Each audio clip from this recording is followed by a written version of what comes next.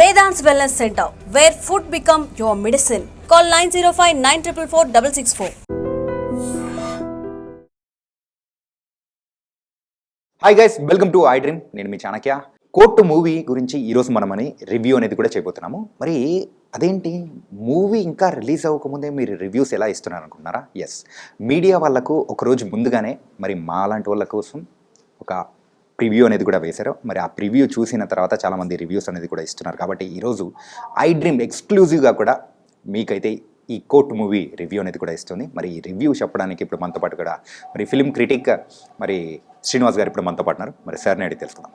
Hi sir, నమస్తే sir. మనకు స్పెషల్గా మీడియా వాళ్ళ కోసం అని చెప్పేసి కోర్టు మూవీ వాళ్ళు ఒక్కరోజు బిఫోర్గానే 2 days యాక్చువల్లీ రేపు రిలీజ్. యా, 1 day మధ్యలో ఉంది కదా. యా, ఈ 1 day ఉంది కాబట్టి ముందుగానే మనకు షో అనేది వేశారు. కాబట్టి మరి కోర్టు మూవీ గురించి మీకు ఎలా అనిపించింది? సినిమా చాలా బాగుందండి. It's infotaining movie. అంటే ఒక సినిమా వల్ల ఒక ఇండస్ట్రీకి రెస్పెక్ట్ తెచ్చే సినిమా అని చెప్పాలి. ఇది తెలుగు సినిమా ఇండస్ట్రీకి ఒక రెస్పెక్ట్ తెచ్చే సినిమా ఇది. ఎవ్రీ ఏజ్తో కనెక్ట్ అయ్యే సినిమా. అంటే ఒక ఇంట్లో ఉండే అన్ని ఏజ్ వాళ్ళకి కూడా కనెక్ట్ అయ్యే సినిమా. పెద్దవాళ్ళకి లీగల్గా మనకి ఇంట్లో ఏదైనా పిల్లలకు సమస్య వచ్చినప్పుడు దాన్ని ఎలా డీల్ చేయాలి, లీగల్గా ప్రాబ్లం వచ్చినప్పుడు ఎలా డీల్ చేయాలని చాలామందికి తెలియదు. అంటిల్ అండ్ అన్లెస్ వాళ్ళ ఫ్యామిలీ ఫ్రెండ్స్లోనో వాళ్ళకి తెలిసిన వాళ్ళలోనో బంధువుల్లోనో ఒక అడ్వకేట్ ఉంటే తప్ప దాన్ని ఎలా డీల్ చేయాలి, ఒక పోలీస్కి సంబంధించిన కేసు అయినప్పుడు దాని ప్రొసీడింగ్స్ ఎలా ఉంటాయి, ఇవి చాలామందికి ఫ్యామిలీస్కి తెలియదు. ఎవరికో జరిగితే మనకు న్యూస్ పేపర్లో వింటాము, ఒక అవుట్లైన్గా వింటాం, కానీ ఇన్ డీటెయిల్గా ఈ సినిమాలో చూపించిన విధానం చాలా బాగుంది. దీని తర్వాత నుంచి కూడా మనకు అర్థమయ్యేది ఏంటంటే ప్రతి మనిషికి కూడా ఒక డాక్టర్ ఎలా అయితే మనం టచ్లో ఉంచుకుంటాం ఏదైనా హెల్త్ ప్రాబ్లం వచ్చినప్పుడు, ఒక పోలీస్కి సంబంధించిన ఎవరో ఒకరిని మనం టచ్లో ఉంచుకుంటాం ఏదైనా చిన్న ప్రాబ్లం వచ్చినప్పుడు, అలానే ఒక అడ్వకేట్ కూడా ఏ మేరకు హెల్ప్ చేయగలుగుతాడు ఒక మనిషికి ప్రాబ్లం వస్తే అనేది ఈ సినిమాలో చాలా బాగా చూపించారు. అంటే కమర్షియల్గా కూడా అడ్వకేట్స్ ఉంటారు, హ్యూమానిటేరియన్గా కూడా అడ్వకేట్స్ ఉంటారు. ఆ హ్యూమానిటేరియన్ అడ్వకేట్ నిజంగా తలుచుకొని డబ్బు అనే ఆస్పెక్ట్ పక్కన పెట్టి ఆ హ్యూమానిటీ కోసం పోరాడితే ఒక నవ సమాజంలో ఎంతోమంది ఒక అమాయకంగా అరెస్ట్ అయ్యే వాళ్ళందరినీ కూడా ఎలాంటి మంచి లైఫ్లోకి మళ్ళీ రిటర్న్ వస్తారనేది ఈ సినిమా చాలా మంచి ఇతివృత్తం అని చెప్పాలి. మెయిన్గా ఈ మూవీకి సంబంధించి లాస్ట్లో ప్రియదర్శి చెప్పే డైలాగ్ కూడా ఒకటి చాలా బాగా మనల్ని ఎంటర్టైన్ చేసింది. ఏంటంటే, మన పిల్లలకు కానీ నెక్స్ట్ జనరేషన్ వాళ్ళకు కేవలం చదువుల పరంగా లాస్ గురించి కూడా నేర్పించండి, అసలు చట్టాలంటే ఏంటి అనేది నేర్పించండి అని చెప్పారు. That was an a very good information to every parents అనిపించింది సార్. అవును, మెయిన్ వీళ్ళు ఎంచుకున్న స్టోరీ చాలా బాగుందండి. ఇలాంటి స్టోరీని ఒక టీనేజ్ లవ్ స్టోరీతో ముడిపెట్టి ఒక rich and poor love stories మనం చాలా చూసాము. కానీ అందులో మనం ఏం చూస్తామంటే ఆ రిచ్ ఎవరైతే ఉంటారో రిచ్ ఫ్యామిలీ మెంబర్ వాళ్ళు ఒక పరువు హత్యగానో అబ్బాయిని చంపేయడం, ఇలాంటి కేసెస్, ఈవెన్ మారుతిరావు ఇష్యూ ఇలాంటివన్నీ చాలా చూసాం మనం. కానీ ఇది ఏంటంటే ఇందులో శివాజీ క్యారెక్టర్ చాలా పవర్ఫుల్గా చూపించారు. ఆల్మోస్ట్ ఒక కంబ్యాక్ అని చెప్పాలి మూవీస్లో.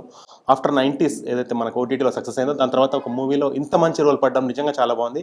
తను ఏంటంటే ఆ ఫ్యామిలీలో ఒక ప్రొటెక్టివ్ షీల్డ్ లాగా ఉంటాడు అనమాట. అంటే ఒక అమ్మాయి మినిమం రివీలింగ్ క్లోజ్ చేసుకున్నా కూడా తను అస్సలు యాక్సెప్టింగ్గా ఉన్నాడు. దాన్ని కూడా డినై చేస్తూ, అంటే బయట వాళ్ళు ఏం కమెంట్ చేస్తారో పక్కన పెట్టి ఫస్ట్ మనం ఇంట్లో మన అమ్మాయి కరెక్ట్గా ఉందా లేదా అనేది చూసుకునే ఒక ప్రివెంటివ్ వ్యక్తిగా తనని చూపించారు. ఒక సీన్లో మళ్ళీ మనం చూస్తే హీరో ఒక ఫస్ట్ డే మూవీ రిలీజ్ అయినప్పుడు మొత్తం అబ్బాయిల మధ్యలోంచి అమ్మాయిలు ఆ సినిమాకి వెళ్ళి చూడాలనుకున్నప్పుడు హీరో కూడా అదే ప్రొటెక్టివ్ ప్రీచింగ్ ఉన్నప్పుడు ఒక హీరోయిన్ ఫ్రెండ్ ఒక అమ్మాయి ఏడిపిస్తూ ఉంటుంది, నువ్వేంటి మా డాడీ లాగా చెప్తున్నావు అన్ని మాకు జాగ్రత్తలు ఇస్తారు. అంటే ఒక స్టేజ్లో మనం ఇద్దరిని చూస్తే Shivaji age different, hero age different. అంటే hero aim interest the teenager who is in love, Roshan. So కానీ ఇద్దరి ఐడియాలజీ ఒకేలా ఉంటుంది చూడండి మీరు, ఇద్దరి ఆలోచన ఒకేలా ఉంటుంది. ఏంటి, మనం కరెక్ట్గా ఉండాలి. ఫస్ట్ ఎవరో ఏదో చేశారని ముందు ఎదుటి వాళ్ళని బ్లేమ్ చేసే ముందు మనం కరెక్ట్గా మన జాగ్రత్తలో మనం ఉంటే మనం ఎవరేం చేయాలనే ఆ ప్రొటెక్టివ్ నేచర్ ఇద్దరిలో కనిపిస్తుంది. కొంతమంది ఈ సినిమా చూసిన వాళ్ళు శివాజీని సెకండ్ హాఫ్ అయిన తర్వాత కొంచెం నెగటివ్గా వర్ణిస్తున్నారు, అది నాకు కరెక్ట్ అనిపించలేదు. Shivaji is a protective shield for a family. లాస్ట్కి డైరెక్టర్ కొంచెం అది నెగిటివ్గా తీసుకెళ్ళాడు, కానీ అది అవసరం లేదు అనిపించింది నాకు. ఓకే, ఒక ఫ్యామిలీలో అలాంటి మెంబర్ కూడా చాలా అవసరం.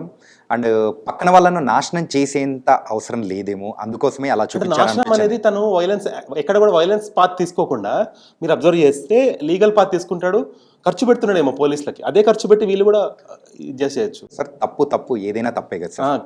అంటే నేను ఎందుకు అప్రిషియేట్ చేస్తున్నాను అంటే, చాలా మంది రిచ్ పీపుల్ చంపేయడాన్ని ఒక మార్గంగా తీసుకుంటున్నారు, ఈజీ వే, లీగల్గా వెళ్ళట్లేదు. అర్థమైందా? లీగల్గా ఎంత ఫైట్ చేసినా బయటికి రావచ్చు, కానీ మీరు చంపేస్తే ఇంకా దానికి ఇంకా మళ్ళీ రిటర్న్ వచ్చేది ఏముంది అందులో? ఒక మనిషిని చంపేస్తే, ఇప్పుడు మారుతీరావు అనే అతను అబ్బాయిని చంపేశాడు, అబ్బాయి మళ్ళీ ఏం చేస్తే తిరిగి వస్తాడు? రాడు కదా.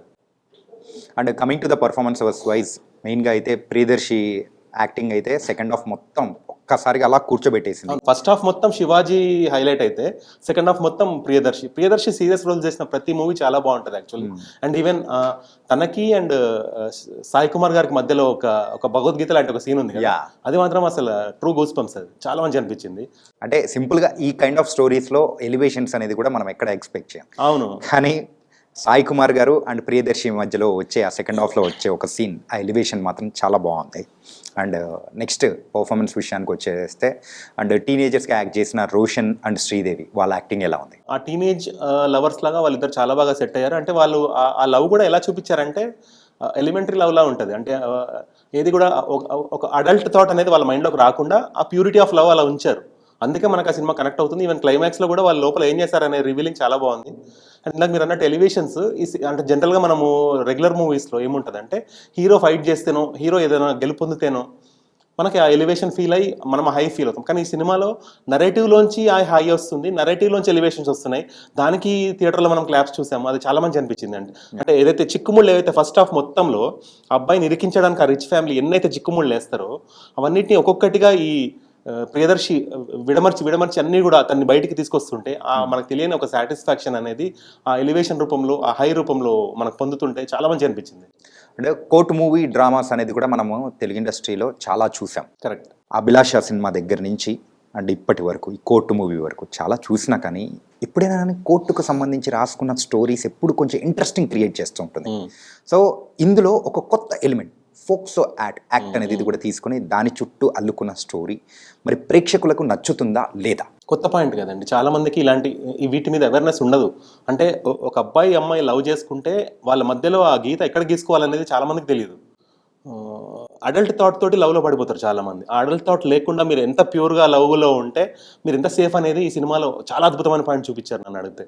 సో ఆ పాయింట్ని బేస్ చేసుకుని మళ్ళీ ఈ ఫాక్సో యాక్ట్ అనేది దాని చుట్టూ దాని సర్కమ్స్టాన్సెస్ ఏంటి, అందులో ఇరుక్కున్న వ్యక్తి ఏ విధంగా ఇరుక్కుంటాడు, అంటే దానికి బెయిల్ రాకపోవడం కానీ ఇలాంటి కాన్సిక్వెన్సెస్ ఉంటాయి. ఇవన్నీ చూసినప్పుడు ఒక సగటు ప్రేక్షకుడు, ఒక యూత్ ఎవరైతే, ఒక యంగ్స్టర్ ఎవరైనా ఈ సినిమా చూస్తే హిల్ క్లియర్లీ అండర్స్టాండ్ నా లైఫ్ని నేను నా గోల్ ఎలా సెట్ చేసుకోవాలి, నేను అంటే నా ఫ్యాన్సీస్ వైపు వెళ్ళాలా, నా లైఫ్ని నా ఫ్యామిలీని టార్గెట్ చేసుకొని నేను మంచి అంబిషన్గా నేను సక్సెస్ అయ్యి అప్పుడు నేను ఈ సెకండరీ ఫ్యాన్సీస్కి రావాలా అనేది ఆ క్లియర్ గోల్ అనేది ఈ సినిమా చెప్పకనే చెప్తుంది. And coming to the Ram Jagadeesh గారు, the director of this movie, and ఒక మూవీ ప్రీ రిలీజ్ టైంలోనే నాని గారు ఒక బిగ్ స్టేట్మెంట్ అనేది కూడా వచ్చారు. ఈ మూవీ కనుక నచ్చకపోతే మీరు హిట్ 3 కూడా చూడకండి అని చెప్పేసి ఒక హీరో యాజ్ ఎ ప్రొడ్యూసర్గా ఎవ్వరూ ఇంత బోల్డ్ స్టెప్ వేయలేదు. అంత కాన్ఫిడెంట్గా చెప్పేటప్పటికీ అక్కడున్న డైరెక్టర్ పనితనం గురించి కూడా మనం మాట్లాడుకోవాలి. సో మరి ఎంతవరకు సక్సెస్ అయింది అనుకోవచ్చు? అదే అండి, ఒక నాని ఒక సక్సెస్ఫుల్ ఎంత స్టార్ హీరో తన క్రెడిబిలిటీని పణంగా పెట్టి ఈ సినిమా చూడండి అని చెప్పాడంటే అర్థం చేసుకోవాలి how confident he is about the movie. Even director కూడా ఎక్కడ కూడా మనం సినిమా చూస్తున్నంతసేపు, సినిమా చూశాక కూడా మనం మాట్లాడుకుంటే ఇది అసలు కొత్త డైరెక్టర్ తీసాడా అనిపిస్తుంది. అతని స్టోరీని విడమర్చి చెప్పిన విధానము ఎంత అద్భుతంగా రాసుకున్నాడంటే ఎవ్రీ సీన్లో కూడా మీరు అబ్జర్వ్ చేస్తే ఒక హై పాయింట్తో ఎండ్ అవుతుంది. ఒక నార్మల్ నుంచి స్టార్ట్ అయ్యి ఒక ఎంగేజింగ్ కన్వర్జేషన్తో నడుస్తూ ఒక హై పాయింట్లో ఎండ్ అవుతుంది. ఆ హై పాయింట్ నుంచి మనకు ఒక ఇన్ఫర్మేషన్ వస్తుంది ఆడియన్స్. అంటే ఆల్మోస్ట్ లీగల్ కమ్యూనిటీ అంటే లాయర్స్ కానీ ఇలాంటి వాళ్ళ సినిమా చూస్తే వాళ్ళకి డైలీ లైఫ్ కాబట్టి అలా అనిపించకపోవచ్చు, కానీ సగటు ప్రేక్షకులు ఎవరైతే ఇలాంటి లీగల్ ఇవన్నీ తెలియని వాళ్ళు ఉంటారు చూడండి, జనరల్ ఆడియన్స్, వాళ్ళు చాలా అద్భుతం ఫీల్ అవుతారు సినిమా నుంచి. అంటే తెలుగు నుంచి నాకు తెలిసి ఇది one of the best movie and పెద్ద అవార్డ్స్ వచ్చి సినిమాకి. ఓకే, అంటే కమర్షియల్గా కూడా హిట్ అవుతుంది, అవార్డ్స్ పరంగా కూడా మంచి మంచి అవార్డ్స్ ఈ సినిమా డిజర్వ్ చేస్తుంది. Coming to the technicalities, so technicalities విషయంలో ఎలా ఉంది, ఏంటి మీకు బాగా నచ్చిన ఎలిమెంట్స్ ఏంటి? అంటే మనం చాలా సినిమాల్లో అండి కోర్టుని ఫస్ట్ ఆఫ్ ఆల్ అది కోర్టుని ఎగ్జాగరేటెడ్గా చూపిస్తారు. ఫస్ట్ కోర్టుని చాలా పెద్దగా చూపిస్తారు. రియల్ టైంలో అలా ఉండదు. రియల్ టైంలో కోర్ట్స్ చూస్తే మనం any court, high court or any court, ఆ కోర్ట్ రూమ్ అనేది చాలా చిన్నగా ఉంటుంది. మినిమం 100 కూర్చోబెడతారు, అవసరమైన వాళ్ళు ద కన్వర్సేట్ ఇన్ ద బోన్, అవునా కదా? సో ఆ రియాలిటీ కూడా మెయింటైన్ చేస్తారు. అంటే రియలిస్టిక్గా తీసుకెళ్ళాడు సినిమాని. ఆ రియలిస్టిక్గా ఉండడం వల్ల మనము నాలెడ్జ్తో పాటు ఎంతో అంత మనకి తెలియని ఇన్ఫర్మేషన్ చాలా మనకి యాక్చువల్లీ డౌన్లోడ్ అయింది సినిమా ద్వారా. So this is a must watch suggestive movie to everybody. And అలాగే production values, wall poster cinema production values ఎలా ఉన్నాయి? అవసరమైన ఖర్చు పెట్టారండి. సినిమాకి ఎక్కడ కూడా వేస్ట్ ఖర్చు కనిపించలేదు. అవసరమైన ఖర్చు పెట్టి చాలా బాగా తీశారు. మూవీ రిలీజ్కి ముందు సో అందరి మైండ్లలో, అందరి ఫోన్స్లలో ఎక్కువ రీల్స్ చేసింది ఆ సాంగ్, కథలెన్నో చెప్పారు అనే సాంగ్. అది ఆ టీనేజర్స్ మధ్య వచ్చే సాంగ్. మరి ఆ సాంగ్ సో పిక్చరైజేషన్ వైజ్ కానీ ఎలా అనిపించింది? అతను బేబీ మూవీ మ్యూజిక్ డైరెక్టర్. తన మ్యూజిక్ చాలా చాలా బాగుంటుంది, చాలా ప్లెజెంట్గా మ్యూజిక్ ఇస్తాడు. సేమ్ మ్యూజిక్ డైరెక్టర్ ఇచ్చిన మ్యూజిక్, అది కూడా మ్యూజిక్ కూడా చాలా బాగుంది. అండ్ అదే అంటున్నా, ఈ సినిమాలో లవ్ స్టోరీ అనేది ఒక ఎలిమెంట్ మాత్రమే. లవ్ స్టోరీ ఆల్మోస్ట్ ఒక చాలా తక్కువ నీడివి ఉంటుంది. మెయిన్ స్టోరీ అంతా కూడా లవ్ స్టోరీ మీద ఆధారపడి అతను అరెస్ట్ అయినప్పటి నుంచి ఏం జరుగుతుంది అనేదే ఈ సినిమా అంతా కూడా. ఆ జరిగిన కాన్సిక్వెన్సెస్కి అవసరమైన బ్యాక్గ్రౌండ్ మ్యూజిక్ కూడా చాలా బాగా ఇచ్చాడు. అవసరమైన దగ్గర 2-3 పాటలు ఉన్నాయి అంతే. అంటే సినిమాని ఎక్కడ కూడా డిస్టర్బ్ చేయకుండా ఆ ఫ్లోలో వచ్చే సాంగ్స్ అనమాట. ఆ సాంగ్స్ కూడా చాలా బాగున్నాయి. అవి కూడా చాలా హృదయంగా పిక్చరైజ్ చేశారు. విజయబుల్గా నేను మ్యూజిక్ అయితే చాలా బాగుంది అంటున్నారు. అండ్ ఫైనల్గా మరి కోర్టు మూవీ ఎలా ఉంది, ప్రేక్షకులకి ఎలా సజెస్ట్ చేస్తారు? మన సగటు జీవితంలో మనం రకరకాల సమస్యలు ఎదుర్కొంటూ ఉంటాం. మనకు తెలియకుండా చాలామంది మనని ఇబ్బంది పెట్టడము, మన వల్ల ఎవరో ఇబ్బంది పడ్డము, ఇలా ఎన్నో జరుగుతూ ఉంటాయి. సగటు మనం ఈవెన్ న్యూస్ పేపర్ తీసినా, మనం న్యూస్ ఛానల్స్ చూసినా, we see lot of crimes being committed around us. అంటే దాంట్లో మనం చూసేది ఏంటంటే హెడ్లైన్స్ మాత్రమే, కానీ దాని ఇన్ఫర్మేషన్లోకి వెళ్ళాము, దాని ప్రొసీడింగ్స్లోకి వెళ్ళాము. కానీ ఈ సినిమా ఆఫ్కోర్స్ ఓటీటీలో హిందీలో చాలా ఉన్నాయి కోర్టు డ్రామాస్. అవన్నీ చూసిన ఆడియన్స్కి కూడా ఈ సినిమా ఖచ్చితంగా నచ్చుతుంది. ఎందుకంటే అవిటికంటే ఈ సినిమా తక్కువ ఉంటే చాలామందికి నచ్చేది కాదు. కానీ ఈ డైరెక్టర్ దీన్ని ఎక్కడో హై స్టాండర్డ్లో పెట్టాలి అని ముందే డిసైడ్ అయ్యి ఆ రాసుకున్నప్పటి నుంచి ఆ మెచ్యూరిటీ చూపించాడు. ఆ ఎగ్జిక్యూషన్లో ఆ మెచ్యూరిటీని ప్రొజెక్షన్లో కూడా చూపించడం వల్లనే ఈ సినిమా అంత నచ్చుతుంది ప్రతి ప్రేక్షకుడు. ఈవెన్ నిన్న మనం సినిమా చూసినప్పుడు ఏ ఒక్కళ్ళు కూడా ఏమంటారు దాన్ని ఆ హై మిస్ అవ్వలేదు.